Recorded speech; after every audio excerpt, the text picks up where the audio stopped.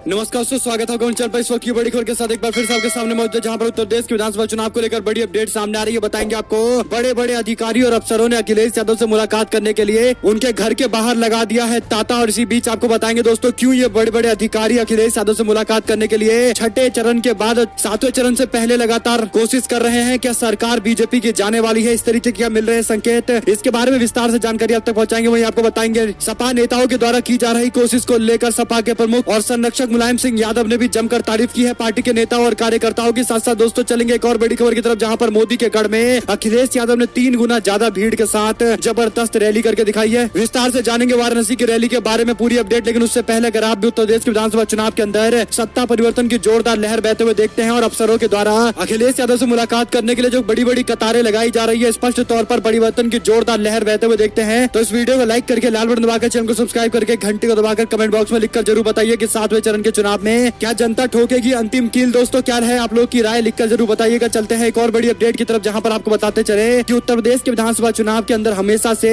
ये रिकॉर्ड रहता है कि कभी भी कोई सरकार दोबारा पलटकर नहीं आई और इसी रिकॉर्ड को बरकरार रखती नजर आ रही है उत्तर प्रदेश की जनता। कुछ ऐसा ही मामला सामने आ रहा है। इससे पहले हमने आपको बताया था कि बड़े बड़े अधिकारियों ने किस तरीके से अपने घर के बाहर लगे हुए बैनर को बदलकर भगवा कलर से सीधे लाल कलर में बदल दिया। और अब एक और मामला बड़ा सामने आया है, जहां पर बड़े बड़े ब्यूरोक्रेट, बड़े बड़े सरकार के अधिकारी अखिलेश यादव से मुलाकात करने के लिए तमाम बड़ी बड़ी कोशिशें कर रहे हैं। कुछ अपने पुराने रिश्तों को याद दिलवा रहे हैं तो कुछ नए रिश्ते बनाने की नींव रख रहे हैं। ये दृश्य इसलिए भी दिखाई देने लगा है क्योंकि ब्यूरोक्रेट सियासी मौसम को बखूबी पहचान लेते हैं, समझ लेते हैं, जान लेते हैं। और ऐसे अधिकारियों के द्वारा अखिलेश यादव को बार बार अप्रोच किया जा रहा है, जो कहीं न कहीं राज्य के अंदर परिवर्तन के शुभ संकेत सपा के पक्ष में देते हुए नजर आते हैं। दोस्तों आप लोग की क्या कुछ इस पर राय रहेगी, स्पष्ट करके जरूर बताइएगा। साथ साथ आपको बता दें कि सपा के बड़े नेता का दावा, कहा अखिलेश सरकार के महत्वपूर्ण विभाग के जिम्मेदारी संभालने वाले सीनियर आईएएस अधिकारी अखिलेश यादव से बातचीत करने की लगातार कोशिश कर रहे हैं। ये भी अंदर खाने चल रहा है कि अखिलेश यादव फिलहाल उनसे मिलना नहीं चाहते और सभी को पूरी तरीके से सरकार बनने के बाद ही जवाब दिया जाएगा। यानी कई सारे ऐसे अधिकारी हैं जो सरकार के पक्ष में काम करते हुए कई बार अखिलेश यादव समाजवादी पार्टी और विपक्ष की पार्टी को परेशान कर चुकी है दोस्तों। और इसीलिए अखिलेश यादव भी अभी मुलाकात करने के मूड में दिखाई नहीं दे रहे हैं। एक और बड़ी अपडेट की तरफ रुख करते हैं, जहां पर एक भी ऐसा दिन नहीं है जहां पर ईवीएम वीवीपैट को लेकर कोई संदेह और शक पैदा करने वाला कोई मामला सामने ना आए। दोस्तों कुछ ऐसा ही मामला सामने आया है बस्ती से जुड़ा हुआ। यानी बस्ती जिले के अंदर सैकड़ों वीवीपैट की पर्चियां मिलने के बाद हड़कंप मच गया है। स्ट्रॉन्ग रूम के पीछे फेंकी गई थी सैकड़ों पर्चियां। हडिया चौराहे पर कूड़े के ढेर में पाई गई ये पर्चियां स्ट्रॉन्ग रूम परिसर में ग्रामीणों ने जमकर हंगामा किया। होमगार्ड को गाँव वालों ने दौड़ा दौड़ा कर पीटा भी है। एसडीएम साहब ने कहा कि ये तो मॉक ड्रिल कराई गई थी, जिसके कारण ये पर्ची जनरेट हुई है जो फेंका गया है दोस्तों। और ऐसे में इस पर जांच करने की बात जनता ने अपील की है। आपको बता दें कि एसडीएम ने आगे कहा कि जांच में जो भी दोषी पाया जाएगा उसके खिलाफ कार्रवाई की जाएगी। लेकिन सवाल ये खड़ा होता है कि ईवीएम को लेकर और वीवीपैट को लेकर इस तरीके की खबरें सामने आने के बाद जनता के मन में शक और ज्यादा गहरा जाते हैं। एक और बड़ी जानकारी है, जहां पर बीच भाषण में फटकार लगाने लगे सपा के संरक्षक मुलायम सिंह यादव। पार्टी के एक कार्यकर्ता की हरकत उनको पसंद नहीं आई, जिसके बाद उन्होंने जोरदार तरीके से फटकार लगाई। लेकिन जाते जाते उन्होंने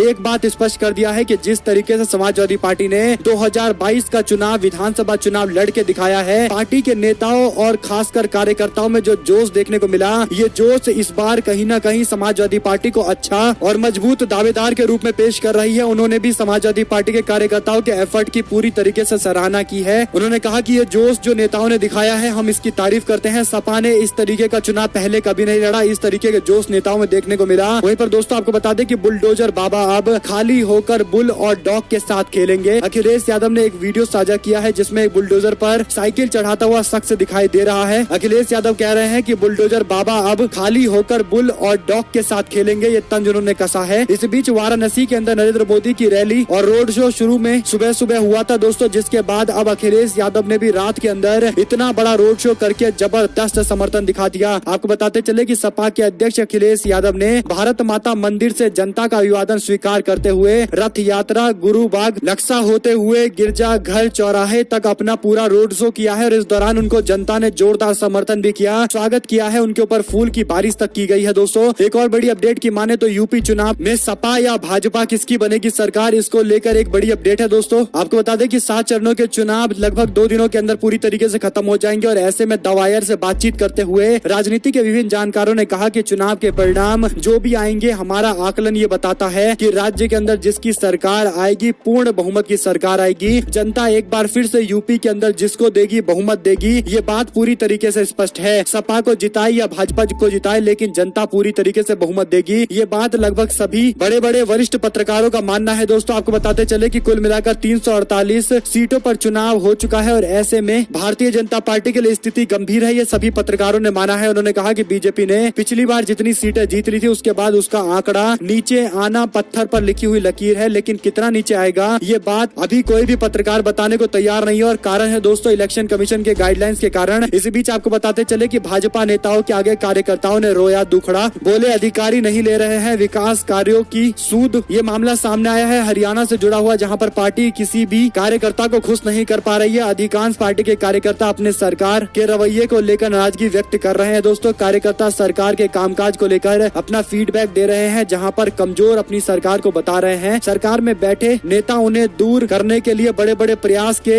आश्वासन जरूर दे रहे हैं, लेकिन कार्यकर्ता नाराज है कि सरकार में बैठा हुआ अधिकारी उनकी बात सुनता नहीं है। कार्यकर्ता जो भी समस्या सामने रखता है अधिकारी उसे सुनने को तैयार नहीं है। इसी बीच दोस्तों एमके वेणु की तरफ से एक सोशल मीडिया पर वीडियो जारी किया गया। इसमें लिखा गया कि अपने आप में आश्चर्यजनक है कि एक पब्लिक मीटिंग के दौरान बीजेपी के सीएम उम्मीदवार योगी आदित्यनाथ पिंडरा पहुंचे थे, जो वाराणसी के सबसे नजदीक इलाकों में से एक है, लेकिन रैली के दौरान इस तरीके से जनता शुरू होते ही रैली से बाहर की तरफ रुख कर रही है, कोई भी रैली में आने को तैयार नहीं है। ऐसे में दोस्तों क्या बुलडोजर बाबा को लेकर जो हाइपर बनाया गया था ये पूरी तरीके से फॉल्स है। इस तरीके से एमके वेणुगोपाल ने सोशल मीडिया पर वीडियो जारी करते हुए ये बातें कही है। दोस्तों वहीं आपको बता दें कि बलिया के अंदर वोट डालने जा रहे बुजुर्ग ने एक ऐसी बात कही कि सभी लोग इसे सोशल मीडिया पर वीडियो को काफी जमकर शेयर कर रहे हैं। यूपी विधानसभा चुनाव संपन्न होने के बाद सिर्फ एक चरण बाकी रह गया है। अंतिम चरण में पूर्वांचल में मतदान होने वाला है। बाकी पूरे प्रदेश के अंदर पूर्वांचल में भी बदलाव की हवा और तेज दिखाई दे रही है। आपको बता दें कि नरेंद्र मोदी के इलाके से कुछ दूर बलिया जिले में मौजूद एक बुजुर्ग ने कहा कि वो अपना वोट उस व्यक्ति के खिलाफ देंगे, उस सरकार के खिलाफ देंगे जो जनता के द्वारा बनाई गई संपत्ति को बेचने की तैयारी कर रहा है। यानी नरेंद्र मोदी जनता के संपत्ति को बेचने की पूरी तैयारी कर चुके हैं और जिस तरीके से बेच रहे हैं हम उसका विरोध करने के लिए वोट दे रहे हैं। लोगों ने सोशल मीडिया पर इस बाबा का वीडियो भी शेयर किया है। वहीं आपको बताते चले कि अनुप्रिया पटेल को भी समझ में आने लगा कि राज्य के अंदर पिछले 5 साल की बीजेपी सरकार को लेकर वोट मांगने पर जनता का बिल्कुल रुझान उनकी तरफ दिखाई नहीं दे रहा है और इसीलिए उन्होंने बयान देते हुए कहा कि प्रत्याशियों को भूल जाइए, बम के बीच में भारतीयों को यूक्रेन से बाहर निकाल रहे हैं नरेंद्र मोदी, उनकी सरकार, और इसीलिए वोट करिए। दरअसल दोस्तों भदोही के अंदर एक चुनावी रैली को संबोधित करते हुए केंद्रीय मंत्री अनुप्रिया पटेल ने कहा कि मोदी सरकार बम धमाकों के बीच में यूक्रेन में फंसे भारत के बेटे बेटियों को सुरक्षित निकाल रहे हैं। अनुप्रिया पटेल ने कहा कि यूक्रेन पर रूस ने जो हमला बोल दिया है वहाँ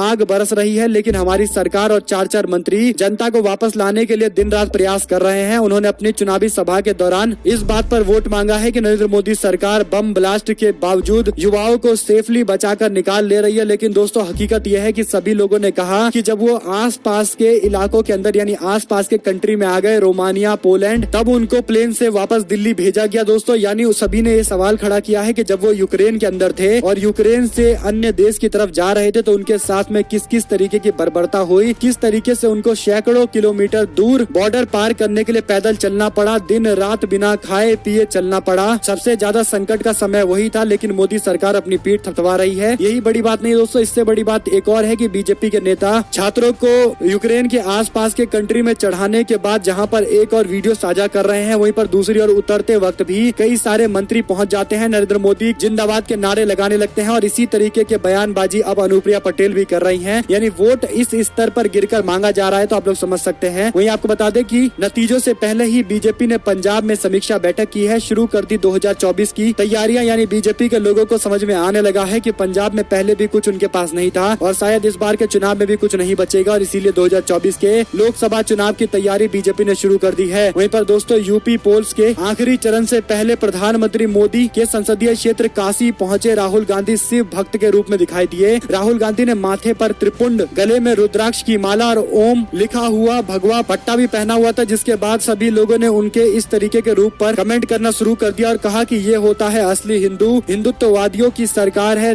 देश के अंदर और इसीलिए जनता को अब तय करना चाहिए किसके हाथ मजबूत करने हैं, किसको ज्यादा से ज्यादा वोट देकर काबिल बनाना है। दोस्तों इसी बीच मणिपुर के अंदर चरमपंथी संगठनों को भुगतान के खिलाफ चुनाव आयोग पहुंच गई कांग्रेस पार्टी। आपको बता दें कि कांग्रेस पार्टी ने मणिपुर के अंदर विधानसभा चुनाव से ठीक पहले चरमपंथी संगठनों को राज्य सरकार के द्वारा करोड़ रुपए का भुगतान किए जाने के विषय में शुक्रवार को निर्वाचन आयोग का रुख किया है और आरोप लगाया है कि सत्तारूढ़ भारतीय जनता पार्टी के लिए मणिपुर का मतलब मणिपुर बन गया है। पार्टी के एक प्रतिनिधि मंडल ने आयोग के पास इस पूरे मुद्दे को उठाया है और अन्य विषय को लेकर भी शिकायत दर्ज कराई है। दोस्तों वहीं पर मणिपुर के कांग्रेस पार्टी के वरिष्ठ पर्यवेक्षक रमेश ने संवाददाताओं से बातचीत करते हुए कहा कि सस्पेंशन ऑफ ऑपरेशन के तहत इस तरीके की कार्रवाई को अंजाम दिया गया है, यानी गतिविधि के निलंबन जैसे स्कीम चलाकर इस तरीके की गतिविधियों को और समर्थन दिया गया है, पैसे मुहैया कराए गए हैं। इसके पीछे आप लोग जानते हैं कारण, क्योंकि उग्रवादी संगठनों ने मणिपुर के अंदर भारतीय जनता पार्टी के लिए वोट मांगा था। एक और बड़ी जानकारी की माने तो अभी आखिरी चरण का मतदान होना बाकी है, लेकिन गोदी मीडिया को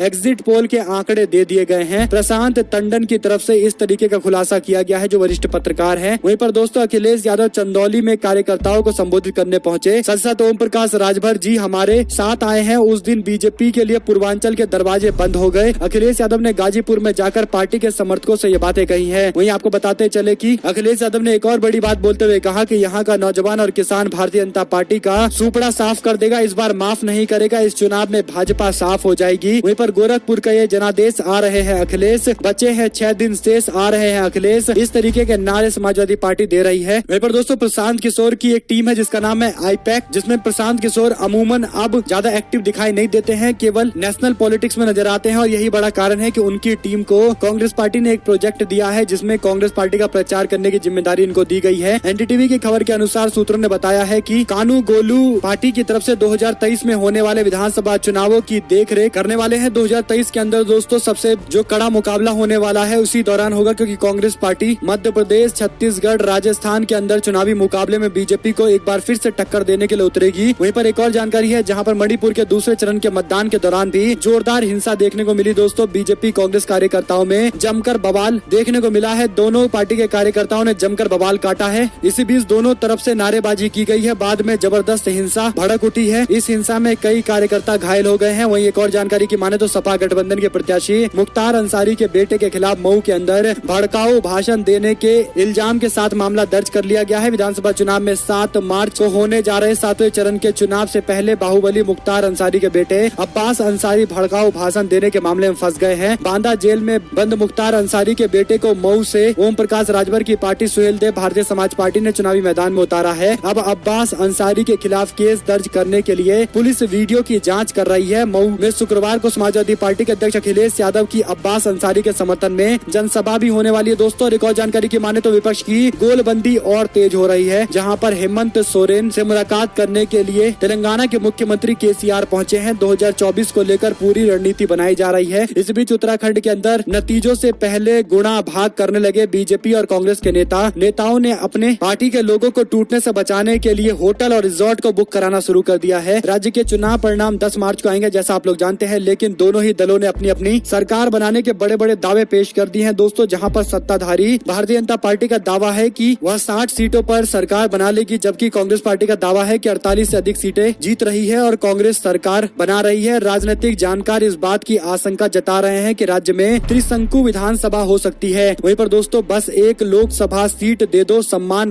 करना सीखो। कई बार अमित शाह से झगड़े हुए हैं ओपी राजभर ने बयां किया बीजेपी से अलग होने का दर्द। सुहेलदेव भारतीय समाज पार्टी ओम प्रकाश राजभर की पार्टी ने एनडीए गठबंधन तोड़कर समाजवादी पार्टी के साथ जो हाथ मिलाया है उसके बाद अपने लोगों से उन्होंने अपील की है कि हमारे गृह मंत्री और मुख्यमंत्री डोर टू डोर कैंपेन करते हुए पर्चा बांट रहे हैं, क्योंकि इनको समझ में आ चुका है कि सपा सरकार बनने वाली है, इनकी सरकार जाने वाली है। ओम प्रकाश राजभर ने कहा कि सरकार बनते ही मेरी उपेक्षा शुरू हो गई और इसीलिए मैंने एनडीए छोड़ दिया है। उन्होंने आगे अपनी जनता से बात करते हुए कहा कि मुझको मेरी पार्टी को समर्थन कीजिए, क्योंकि आपकी लड़ाई मैं लगातार लड़ रहा हूं। समाजवादी पार्टी को मजबूत करिए, हमारे गठबंधन को मजबूत करिए। गाजीपुर उनका अपना इलाका है। दोस्तों इसी के साथ में अंतर्राष्ट्रीय मीडिया में छपी भारत के टाइम्स नाउ के एंकर की बेवकूफी, द इंडिपेंडेंट ने लिखा दक्षिण पंथी पत्रकार, यानी आपको बता दें कि बिना नाम देखे हुए एक इंग्लिश पैनलिस्ट को फटकार लगाने के गंभीर आरोप है। इस तरीके के पत्रकारों पर दोस्तों कहीं न कहीं मोदी सरकार की तारीफ करना, मोदी सरकार बीजेपी का जाप जपना इन लोगों का काम बन गया है। ये अंतर्राष्ट्रीय मीडिया भी इस बात को मानने लगी है और राइटिस्ट एंकर बता रही है, यानी दक्षिण पंथी एंकर बता रही है। इसी बीच विधानसभा चुनाव में हरीश रावत के खिलाफ ही कांग्रेस पार्टी के नेता कर रहे थे दुष्प्रचार, इस तरीके का भी खुलासा हुआ है दोस्तों, जिसके बाद कांग्रेस पार्टी ने 3 बड़े नेताओं को पार्टी से बाहर का रास्ता दिखाया है। वहीं आपको बता दें अखिलेश अखिलेश यादव ने सीएम योगी आदित्यनाथ पर तंज कसा। बोले चुनाव के बाद बुल और डोग से खेलेंगे बुलडोजर बाबा। साथ साथ दोस्तों अखिलेश यादव बोले कहा विरोधियों के छक्के छूट चुके हैं। हम लोग गंगा का पानी लेकर जो शपथ लेते हैं उस शपथ को पूरी तरीके से निभाते हैं, क्योंकि गंगा हमारे लिए पवित्र है और उनकी पवित्रता की शपथ लेकर हम अपने सारे जो वादे जनता से करते हैं उसको जमीनी स्तर पर उतारते हैं। लेकिन बीजेपी के लोग गंगा में लिया गया शपथ भी फॉलो नहीं करते और उसको तोड़ देते हैं, और इसीलिए उनमें और हम में इतना बड़ा अंतर है। जनता से उन्होंने अपील की है कि हमारे और उनके बीच के अंतर को समझे। राज्य के अंदर प्रचंड जन समर्थन के साथ सरकार बनाए समाजवादी पार्टी की। इधर उधर भटकने की कोई जरूरत नहीं है। वहीं पर धर्मांतरण पर सदन में हंगामा। कांग्रेस पार्टी के विधायक कादियान को निष्कासित कर दिया गया है। दोस्तों हरियाणा विधानसभा में धर्मांतरण विधेयक प्रस्तुत होने के बाद कांग्रेस पार्टी ने जमकर हंगामा किया। हंगामे के दौरान कांग्रेस पार्टी के विधायक रघुवीर कादियान को निष्कासित कर दिया गया है। हरियाणा विधानसभा बजट सत्र के तीसरे दिन कार्रवाई प्रश्नकाल के साथ शुरू हुई। प्रश्नकाल के बाद शून्यकाल के दौरान विधायकों ने अपनी बातें रखी। इसके बाद गृह मंत्री अनिल विज ने सदन के अंदर हरियाणा विधि विरोधी धर्म परिवर्तन निवारण कानून को पटल पर रखा है, जिसके बाद दोस्तों विरोध भी हुए हैं। वहीं आपको बताते चले कि 5 राज्यों के चुनाव नतीजे से पहले गलत सूचनाओं को रोकने के लिए कू ऐप ने एडवाइजरी जारी कर दी है। आपको बताते चले कि कू ऐप प्लेटफॉर्म की तरफ से जो एडवाइजरी जारी की गई है, जिसमें फेक न्यूज पर पूरी तरीके से रोक लगाने के लिए स्पैम खातों के जरिए जो झूठ फैलाया जाएगा उस पर कार्रवाई की जाएगी, ये स्पष्ट तौर पर कहा गया है। वहीं पर कांग्रेस पार्टी के सांसद राहुल गांधी बोले कहा सुना है नरेंद्र मोदी जी ने मगरमच्छ से लड़ाई की थी। ये उनके बाल नरेंद्र वाली किताब में लिखा हुआ है, लेकिन जब प्रधानमंत्री गंगा में डुबकी लगाने के लिए आए थे तो तैर नहीं पाए प्रधानमंत्री, केवल थोड़ा दूर आगे जाकर डुबकी लगाकर वापस निकल गए। क्या यही है प्रधानमंत्री का मगरमच्छ से लड़ने की सच्चाई? उन्होंने सवाल खड़ा किया है। दोस्तों इसी बीच आपको बता दें कि साइन बोर्ड के रंग बार बार बदलने को लेकर संत समाज नाराज। कहा जिसे भगवा से परहेज है वो हिंदुस्तानी नहीं है, क्योंकि बड़े बड़े अधिकारी अपना साइन बोर्ड बदल रहे हैं, जैसा कि आप लोग जानते भी हैं। वहीं पर पूर्व सीएम त्रिवेंद्र सिंह रावत ने बीजेपी नेताओं पर गंभीर आरोप लगाए। कई सारे लोगों को दोषी बताकर उनके खिलाफ कार्रवाई की बात कही है। त्रिवेंद्र सिंह रावत ने कहा कि बीजेपी के प्रदेश अध्यक्ष पर भी बीजेपी के कई प्रत्याशियों ने भीतर घात का आरोप लगाया है, जिसकी पार्टी जांच कर रही है। आरोप सिद्ध होने के बाद पार्टी कड़ी कार्रवाई करेगी। आपको बता दें कि 14 फरवरी को प्रदेश में विधानसभा चुनाव हुए थे, जिसमें बीजेपी के राजेश शुक्ला, संजय गुप्ता सहित कई अन्य प्रत्याशी ने प्रदेश अध्यक्ष पर भीतर घात का आरोप लगाया था, जिसको लेकर भीतर घात का विषय बीजेपी के लिए फिर सत्ता में आने के लिए मुश्किल बन गया है। दोस्तों इसी कारण त्रिवेंद्र सिंह रावत ने कई सारे नेताओं पर आरोप लगाते हुए उनके खिलाफ कार्रवाई करने के लिए अपने हाई कमान से कहा है। इस बीच आपको बता दें कि 5 राज्यों के विधानसभा चुनाव में 1000 करोड़ से ज्यादा रुपए जब्त किए गए हैं। पंजाब में अकेले 510 करोड़ रुपए जब्ती के मामले सामने आ रहे हैं। दोस्तों यानी इतनी बड़ी संख्या में काले धन के रूप में पैसा बांटने के लिए ले जाया जा रहा था, जिसको पकड़ा गया है। यानी आप समझ सकते हैं कि जब 1000 करोड़ पकड़ा ही गया तो कितने हजार करोड़ का इस्तेमाल किया गया होगा इस चुनाव के अंदर। वहीं पर कांग्रेस पार्टी के नेता हरीश रावत ने फिर उत्तराखंड के अंदर बैलेट पेपर के टेम्परिंग का मामला उठाया है। चौंकाने वाला वीडियो भी उन्होंने साझा किया है। वहीं प्रशांत किशोर की टीम को गोवा टीएमसी चीफ का बड़ा आरोप, यानी प्रशांत किशोर की टीम पर ये आरोप लगे हैं। गोवा में तृणमूल कांग्रेस के चीफ कांडोलकर ने चुनाव के बाद पार्टी उम्मीदवारों के हवाले से ये बात दी है। उन्होंने साफ किया है कि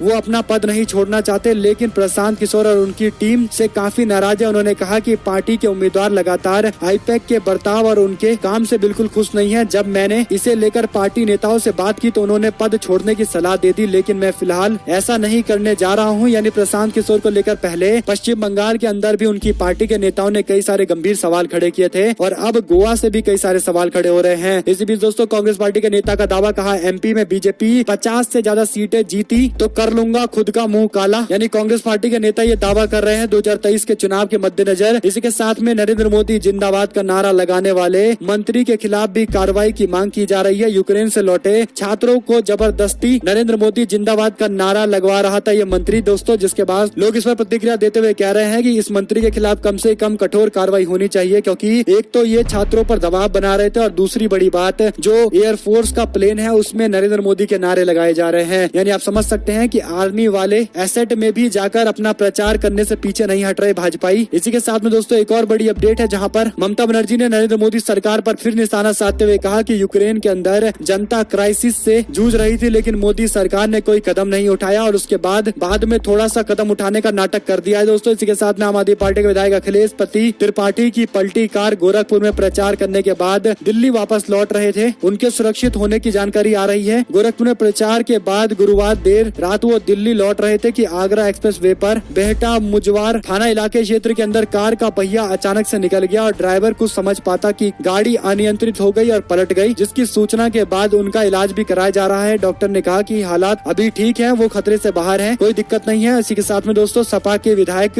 नाहिद हसन की मुश्किलें फिर बढ़ गई हैं। हाईकोर्ट ने उनकी सुनवाई पर रोक लगा दी है और इस पूरे मामले को आगे ट्रांसफर कर दिया गया है। इसी के साथ में पूर्वांचल में योगी मोदी के मौजूदगी के बावजूद भारतीय जनता पार्टी अपनी जीत को लेकर आश्वस्त दिखाई नहीं दे रही है। तो आप लोग को अगर एक भी खबर अच्छी लगी हो तो इस वीडियो को लाइक करिएगा, लाल बटन दबाइए, चैनल को सब्सक्राइब करके घंटे दबाकर हमारे साथ लगातार बने रहिएगा। जुड़ने से दोस्तों का बहुत बहुत धन्यवाद। आप लोग देख रहे थे आपका अपना चैनल जय हिंद, जय भारत, वंदे मातरम।